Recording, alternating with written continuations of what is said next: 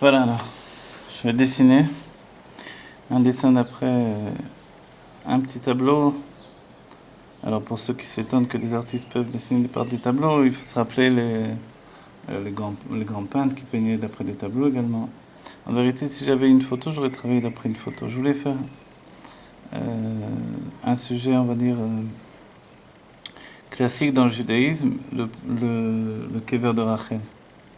Voilà, j'ai trouvé ça, ça m'intéressait. Bien sûr, je vais le traiter à ma manière, mais c'est intéressant. C'est intéressant, donc je vais commencer par qu'on commence par, on va dire, le cœur du dessin lui-même, dans l'équilibre général. Voilà. Dans la manière de travailler, moi je travaille juste avec un stylo, je travaille avec un crayon. Évidemment, si on veut faire le travail que je fais, de transformer ce dessin en peinture, alors il vaut mieux travailler à l'encre. Voilà, comme je le fais le dernier temps. Bien sûr. Un dessin, qu'est-ce que c'est? Un dessin, c'est prendre des mesures. Prendre des mesures, c'est l'œil qui s'est habitué. Évidemment, quand on débute, on fait des grands gestes, du genre où on met le crayon en avant comme ça pour prendre des mesures particulières. Mais finalement, on n'a pas besoin de ça. L'œil, lui, s'est habitué à prendre des mesures, plus ou moins. Évidemment, il reste toujours l'idée, est-ce que je vais être absolument fidèle au motif de base ou non? Ce n'est pas obligatoire, évidemment. Surtout quand on fait un travail personnel, une interprétation d'une œuvre. Ici, finalement, je ne traite pas l'œuvre pour elle-même. D'un certain point de vue, peu importe l'œuvre. Si j'avais une photo, ça aurait été préférable, mais j'ai pas trouvé de photo. Alors voilà, j'ai trouvé ce petit tableau et je l'utilise pour faire ce que je veux faire. Donc, le kever de Rachel, donc notre mère Rachel, donc, qui elle n'a pas été enterrée dans la Marata Merpela, hein, dans le caveau des pères des Avot, qui est à Hebron, mais qui a été enterrée sur le chemin. La raison même, c'est parce que finalement, sur le chemin, elle a voulu prier pour les enfants qui remontaient, qui partaient en exil. Les enfants qui partaient en exil depuis Jérusalem vers Bavel, la Babylonie du temps de l'exil de la Babylonie du temps de Nebuchadnezzar, Nabucodonosor en français. Voilà. Et de ce fait-là, elle a voulu être enterrée sur le chemin pour être celle qui défend, à l'heure de la détresse, les enfants d'Israël. Puisqu'on sait que finalement on vit par le mérite des tzadikim, des justes. Pour nous, on a l'impression qu'ils sont partis, mais on sait bien au quotidien que ces justes sont avec nous, ils vivent avec nous. Voilà. Ils vivent avec nous continuellement. Et si je demande est-ce que je vais faire du chameau, etc., en fait, je ne les veux pas particulièrement. C'est une représentation du kever de Rachel tel qu'il était essentiellement à l'époque, dans évidemment les restaurations actuelles, etc.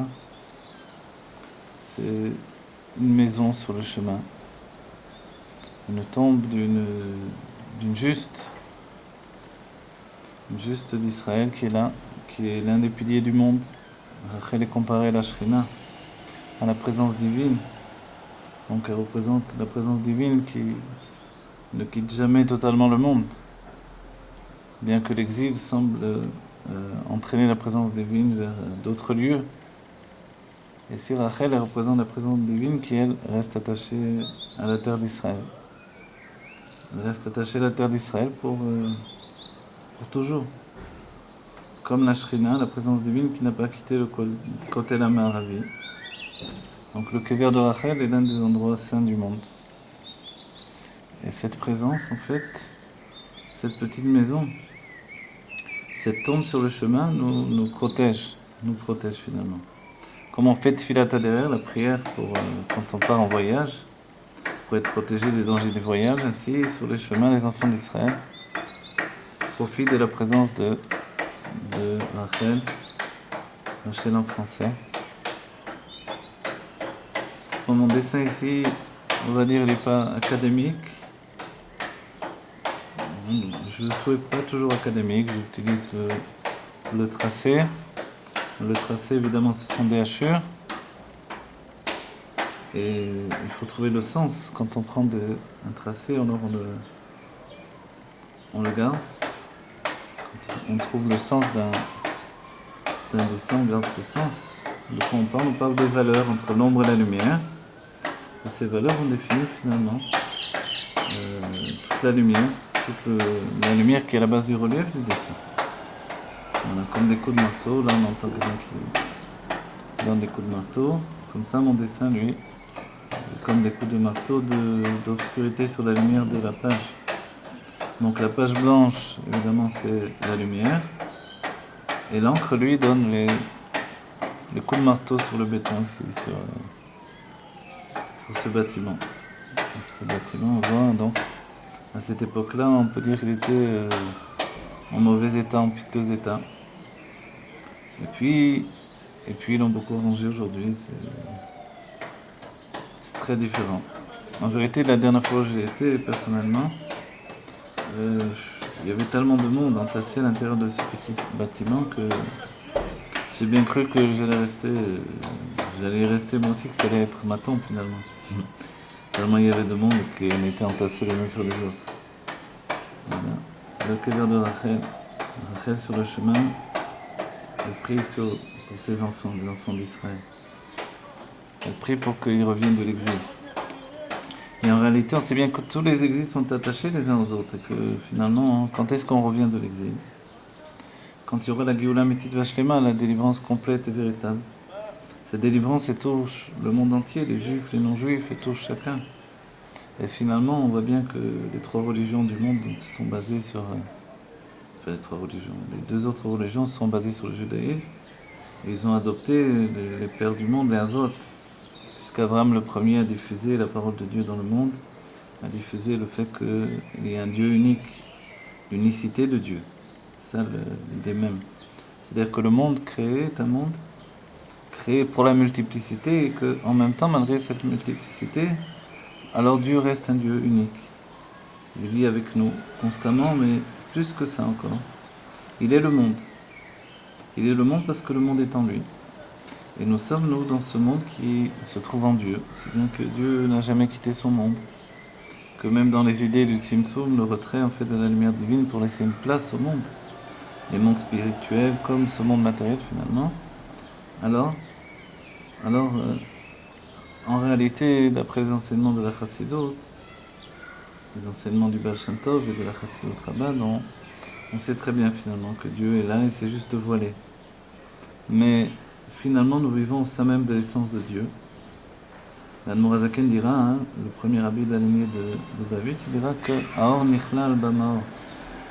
La lumière s'est englobée dans le luminaire. Et le luminaire, c'est la source de toute la lumière.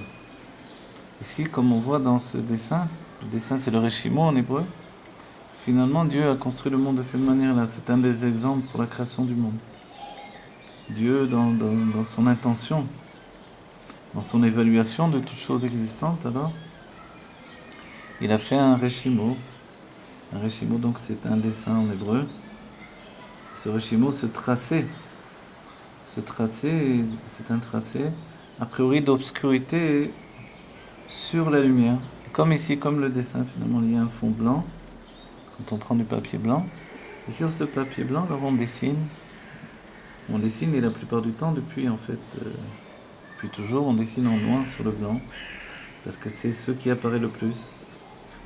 Et le noir, finalement, sur le blanc, dans les mondes divins, c'est comme une lumière obscure et une lumière qui est une lumière telle qu'on connaît, une lumière de lumière. Une lumière qui est claire et une lumière qui est obscurcie. Dans l'idée même, des livres de Kabbalah et par l'analyse de la Chassidut, on voit qu'il n'y a pas d'obscurité telle qu'on l'entend. L'obscurité n'est jamais totale. Ce sont deux types de lumière.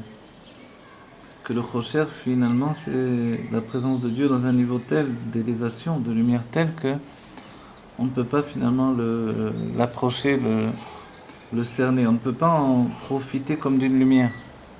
C'est un niveau de divin qui vit avec nous et qui n'apparaît pas pourtant comme de la lumière divine.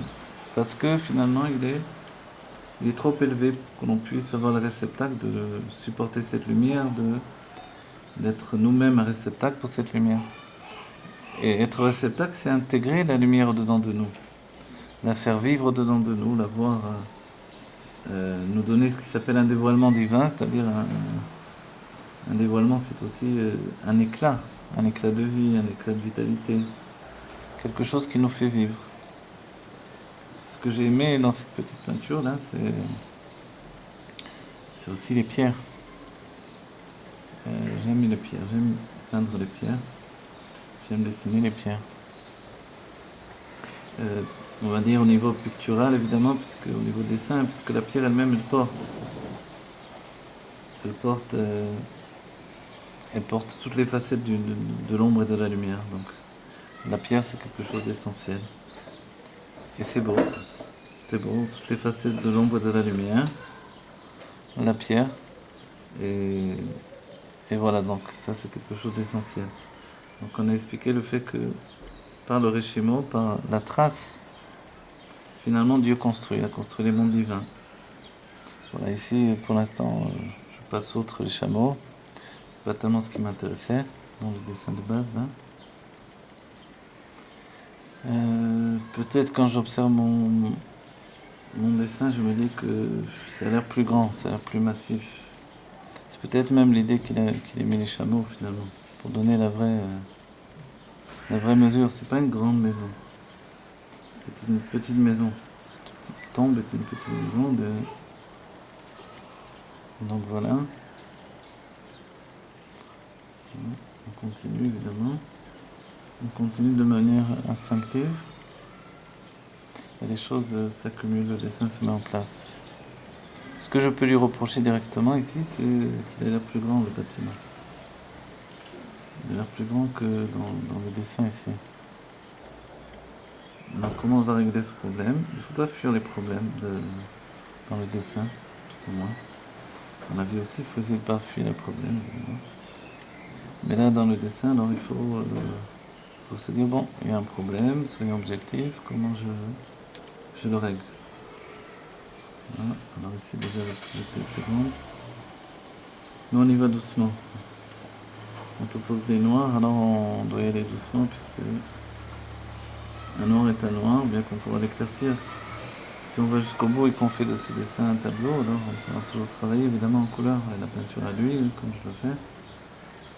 Pour ceux qui travaillent la peinture acrylique, également la peinture à l'eau. Ici peut-être ce qui est essentiel, c'est de donner le paysage. Le paysage. Non pas qu'on veuille le rendre absolument, on va dire, identique, puisque on ne sait pas du tout comment celui qui a peint le tableau l'a rendu lui-même identique. Mais bon, ce sont des collines.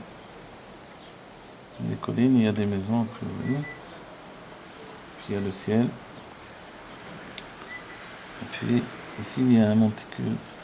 Enfin, un monticule, ce sont des pierres, des bâtiments qui se sont écroulés, qui ont donné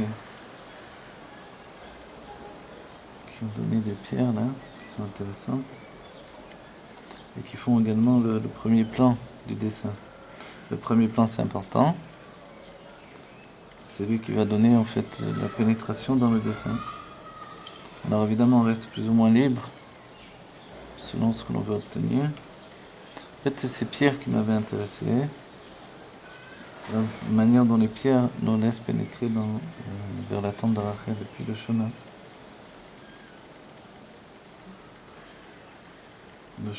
Évidemment, on peut travailler jusqu'au bout ou laisser léger. Si on va mettre des couleurs, nous mettons aussi des couleurs, évidemment, comme je pense que je vais le faire. Ensuite, donc, je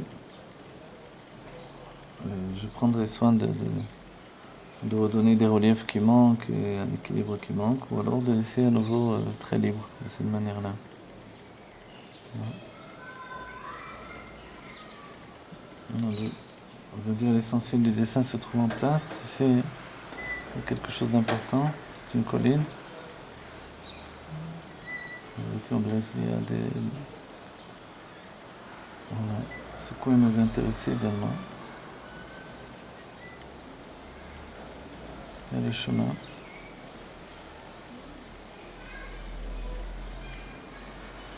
Voilà, le chemin ici.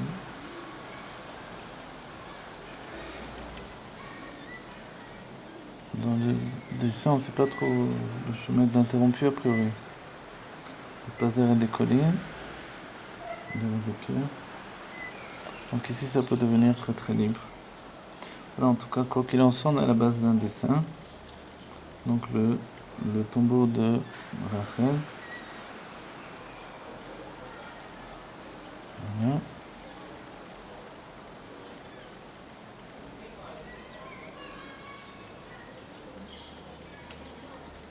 Voilà, la base est déjà en place. Et après, il faut travailler encore.